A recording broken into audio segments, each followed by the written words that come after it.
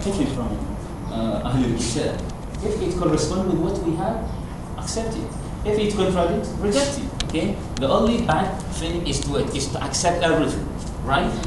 So, well, this is very important item, approaches of Tafsir. Okay?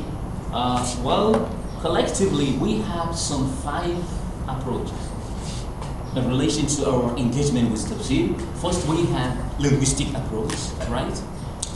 We have what? Fiqh approach, we have Sufi approach, philosophical approach, and what? Modern approach. Modern approach, under that we have 3 different types of approaches: literary approach, scientific approach, and of course feminist approach. So the way we read Quran, the way we engage Quran collectively, okay, is attached, or we can say all the way the modalities of our interpretations and methods we used are all rolled up into one of these. 1, 2, 3, 4. Oh, people, what's wrong with you? No problem. Yeah, so linguistic approach, what do you mean by that?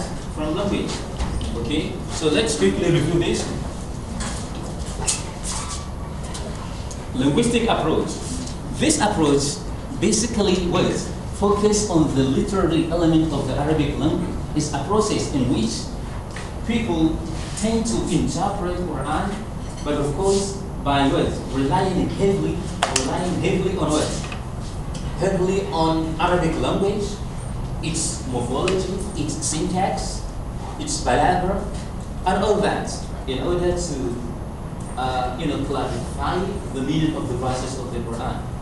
Well, we have scholars like Abu Hayyan in his Al-Bahr al-Muhit. We read something similar to that. We saw how Arabic language was extensively used, okay, to interpret the Quran. Yes, but regrettably though, instead of focusing on the real message of the Quran, the man was ostensibly carried away. So he delved into technicalities of Arabic grammar instead of just focusing on the essence of revelation. So if you open the book, instead of reading Quran, you will end up reading Arabic literature. It was like you are reading in a book of Arabic literature rather than the Quran, because he was very much deviated from the main theme of the Quran. Yeah, we also have Samin al-Halabi. We can also say that. Well, secondly, we have fiqh approach in the Quran. Also, as we all know, there are some, well, we can say over 200 verses related to legal rulings. Okay, collectively, how many verses from the Quran? We have well over 6,000 verses. So out of this 6,000, 200 were dedicated to legal rulings. Yeah. So for this reason, some people or some exegetes of the past tended to focus only on those 200 verses to extract legal rulings. This is called Tafsir al-Fiqh. This approach was evident, we can say, in Ibn Arabi's Ahkam al-Quran, and of course in Tafsir al-Jasas. Both scholars tended to focus on only legal-oriented verses of the Quran, not all the verses, just Tafsir Ayat al-Ahkam. They concentrate on legal aspects of the Quran. Do you get that? Yeah. But as I said, sadly, some of them tended to focus on promoting their sectarianism and, of course, factionalism. So as you all know, we had Manahi, school legal theories, legal, we can say, jurist school of thoughts, okay, Madhahib like Malikiya, Hanafiya, and all that. So Ibn al-Arabi was Maliki, okay, by affiliation. So his tafsir, when you are Tafsir Ayat al-Ahkam, when you are just reading that, it was like you are reading a book of Malikiya, because he became very much deviated from the central theme of the Quran and became very much attached to his legal affiliation, we can say. This will also be relevant. We can also say this. to Al-Jassas. Jassas, by affiliation, he was a Shafi'i. He was a Shafi'i scholar, we can say. And for this reason, his tafsir also tended to focus much more on promoting factionalism, right? So, dogmatism by definition is what? If you are dogmatic, then of course you are right and everyone was wrong. So, some people tend to support the madhahib through their tafsir. This is what they approach. Some use Quran as a platform to support their Jewish school of thought, which is bad. Sufi approach is another approach. This approach focused on attribution of esoteric or mystic meaning to the text. So Sufism, of course, was introduced into history of Islamic thought in the 3rd Islamic century, as we all read the history. So people tend to shy away from worldly things by, raising the level of their religiosity by, diverting this worldly life. Okay, so some of them found the best way to attract people to their group, we can say, to their clique, is by using Quran and deviating from the conventional way, we can say, of interpreting the Quran the way we know. They deviated from that conventional and mainstream way of interpretation. So they introduced what they call esoteric interpretation. So they tend to argue that each and every verse of the Quran had two meanings: internal and external. Internal will be comprehended only by special few, not someone like me and you. Only those special few can understand that, right? But external, this is open to layman.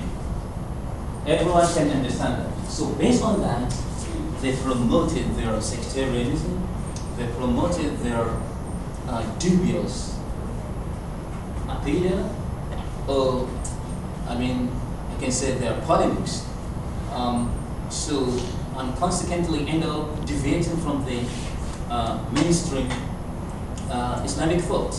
So Sufi approach was not good enough to be supported as an authentic, we can say, methodology of interpretation.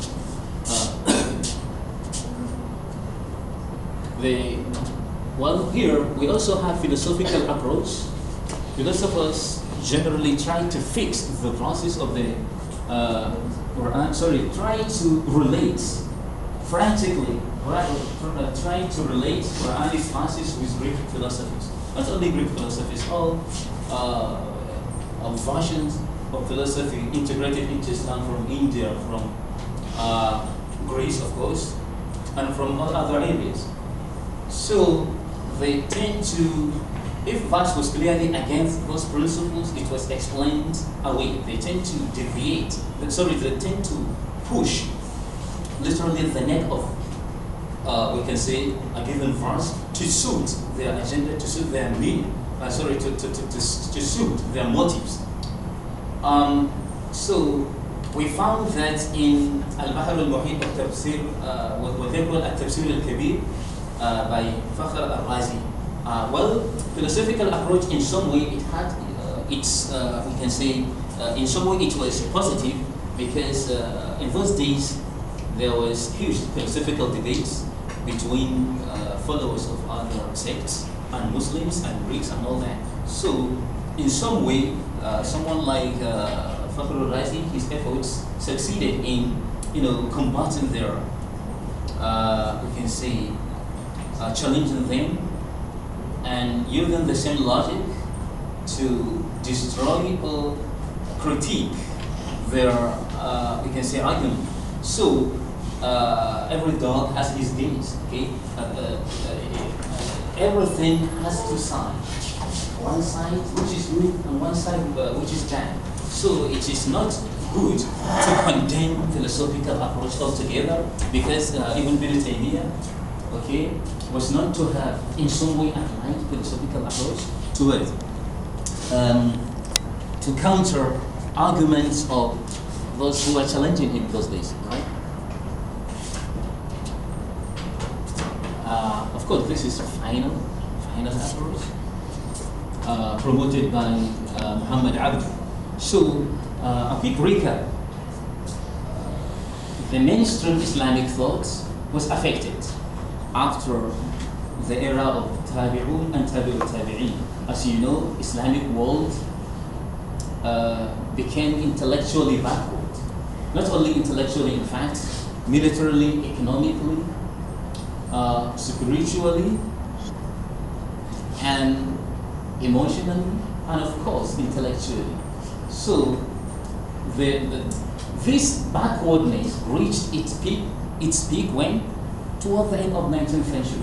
So, in those circumstances, Muhammad Abdu emerged in Egypt, in 19th century Egypt.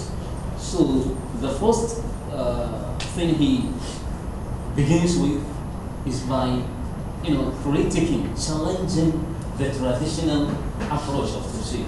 He condemned classical exegetes by delving basically into technicalities of Arabic grammar, philosophical debates, and theological disputes, which literally turns a reader away from the central theme of the Quran. So Muhammad Abdu said always made Quran inaccessible to layman. So the only way to understand the Quran is by creating a reform process in Tafsir, is by presenting a new approach. You can say adopting a new approach of Tafsir that will literally divorce the Quran from,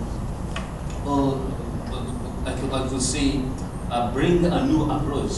a fresh reading that will break the tradition of classical exegetes of the past. So the fact that they became very much debated from the mainstream approach of Tafsir by engaging too much in things, extraneous material that had no direct relevance with Tafsir. So he now brought new Tafsir that will satisfy the need of common man.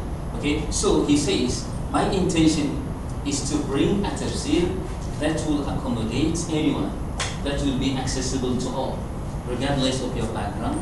Okay, because he do believe that it is your curiosity for learning that will determine your success in learning, not just your background.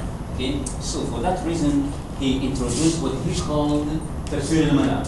Tafsir al-Manar. Of course, it begins as a lecture. Okay, it was a lecture, a series of lectures he used to deliver in Azhar Mosque in Ramadan. But later, after his death, his disciple, his very close, I think he's the closest disciple, Muhammad Rashid Rida. He was the one who was in charge after his death. So he collected all those materials he used to take as a note. He just, before the death of Muhammad Abdu, he used to take all the notes to Abdu, the notes he took during the course of the lecture. He used to take them to Abdu for edition. Look at that. So this forms the basis of words of Islamic modernism. So when you have something like Islamic modernism is about bringing fresh and new idea to in the way we will engage with Islam. Is another way of words of making Islam compatible with modern challenges.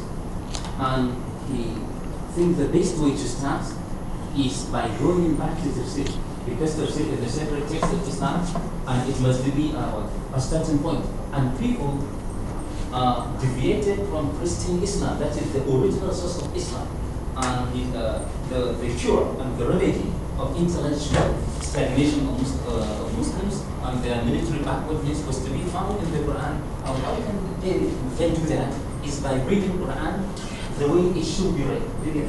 So after Abdu, of course, Abdu marked the beginning, but after Abdu, many more people came. and of course they were inspired by Arabic. Okay? We have Shaltut in the same line.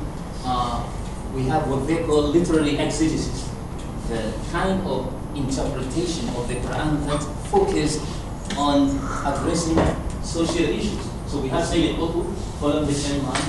He used Quran as a revolutionary tool for reformation and for revolution as well. Okay.